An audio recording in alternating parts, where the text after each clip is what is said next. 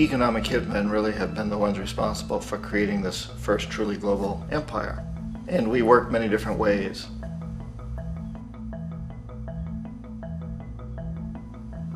But perhaps the most common is that we will identify a country that has resources our corporations covet, like oil, and then arrange a huge loan to that country from the World Bank or one of its sister organizations. But the money never actually goes to the country. Instead, it goes to our big corporations to build infrastructure projects in that country, power plants, industrial parks, ports, things that benefit a few rich people in that country, in addition to our corporations, but really don't help the majority of the people at all. However, those people, the whole country is left holding a huge debt. It's such a big debt they can't repay it, and that's part of the plan, that they can't repay it. And so at some point, we economic hitmen go back to them and say, listen, you owe us a lot of money, can't pay your debts, so sell your oil real cheap to our oil companies. Allow us to build a military base in your country, or send troops in support of ours to someplace in the world like Iraq, or vote with us on the next UN vote. To have their electric utility company privatized and their water and sewage system privatized and sold to U.S. corporations or other multinational corporations. So there was that whole mushrooming thing, and it's so typical of the way the IMF and the World Bank work, that you put a country in debt, it's such a big debt it can't pay it, and then you offer to refinance that debt and pay even more interest.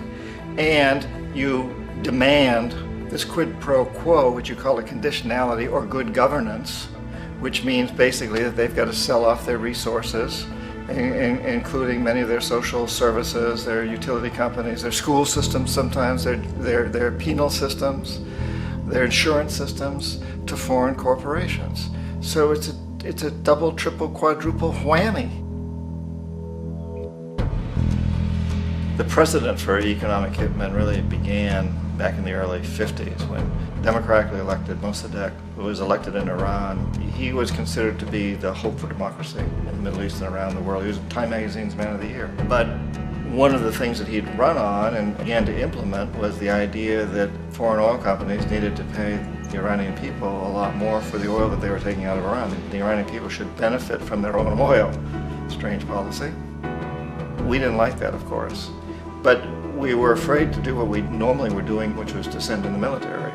Instead, we sent in one CIA agent, Kermit Roosevelt, Teddy Roosevelt's relative. And Kermit went in with a few $1 million and was very, very effective and efficient. And in a short amount of time, he managed to get Mossadegh overthrown and brought in the Shah of Iran to replace him, who always was favorable to oil. And it was extremely effective. Mobs overflow Tehran. Army officers shout that Mossadegh has surrendered and his regime as virtual dictator of Iran is ended. Pictures of the Shah are paraded through the streets as sentiment reverses. The Shah is welcomed home. So back here in the United States, in Washington, people looked around and said, wow, that was easy and cheap. So this established a whole new way of manipulating countries, of creating empire. The only problem with Roosevelt was that he was a card-carrying CIA agent, and had he been caught, the ramifications could have been pretty serious. So very quickly at that point, the decision was made to use private consultants to channel the money through the World Bank or the IMF or one of the other such agencies, to bring in people like me who worked for private companies, so that if we got caught, there would be no governmental ramifications.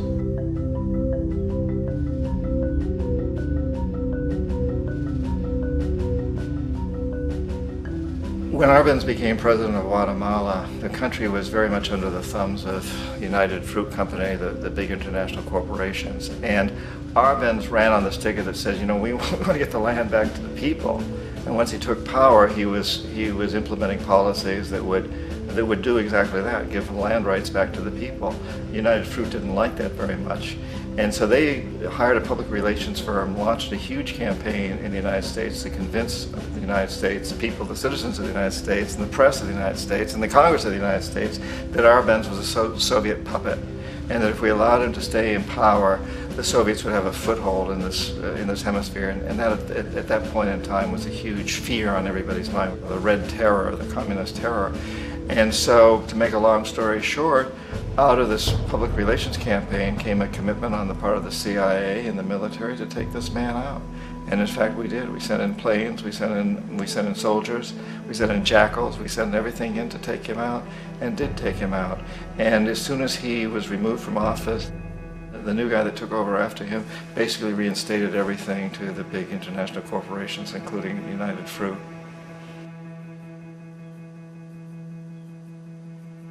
Ecuador for many, many years had been ruled by pro-US dictators, often relatively brutal. Then it was decided that they were going to have a truly democratic election. Jaime Roldos ran for office, and his main goal, he said, as president would be to make sure that Ecuador's resources were used to help the people. And he won, overwhelming, by more votes than anybody had ever won anything in Ecuador. And he began to implement these policies to make sure that the profits from oil went to help the people. Well, we didn't like that in the United States. I was sent down as one of several economic hitmen to change Roldos, to corrupt him, to bring him around, to let him know, okay, you can get very rich, you and your family, if you play our game, but if you continue to try to keep these policies you've promised, you're going to go. He wouldn't listen. He was assassinated. As soon as the plane crashed, the whole area was cordoned off. The only people allowed in were U.S. military from a nearby base and some of the Ecuadorian military. When an investigation was launched, two of the key witnesses died in car accidents before they had a chance to testify. A lot of very, very strange things that went on around the assassination of Jaime Roldos. I, like most people who've really looked at this case, have absolutely no doubt that it was an assassination. And of course, in my position as an economic hitman, I was always expecting something to happen to Jaime, whether it be a coup or assassination, I wasn't sure, but that he would be taken down because he was not being corrupted. He would not allow himself to be corrupted the way we wanted to corrupt him.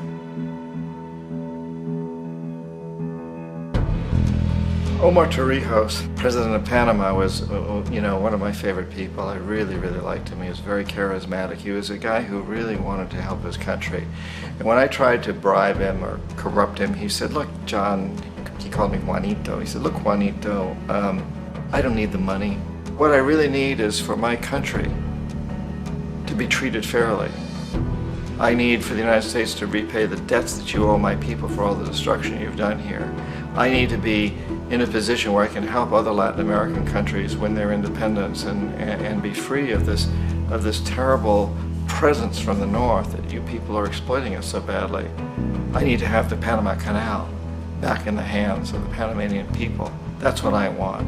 And so, leave me alone. Don't try to bribe me. It was 1981, and in May, Jaime Roldos was assassinated.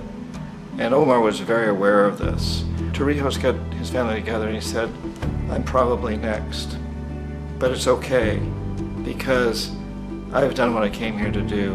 I've renegotiated the canal. The canal will now be in our hands. He just finished negotiating the treaty with Jimmy Carter. In June of that same year, just a couple of months later, he also went down in an airplane crash, which there's no question was executed by CIA-sponsored jackals. Tremendous amount of evidence that one of Torrijos' security guards handed him at the last moment as he was getting on the plane a tape recorder, a small tape recorder that contained a bomb.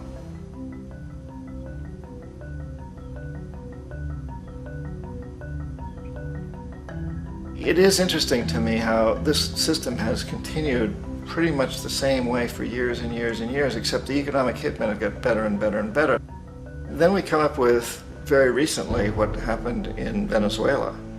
In 1998, Hugo Chavez gets elected president, following a long line of presidents who had been very corrupt and basically destroyed the economy of the country. And Chavez was elected amidst all that. Chavez stood up to the United States, and he's done it primarily demanding that Venezuelan oil be used to help the Venezuelan people.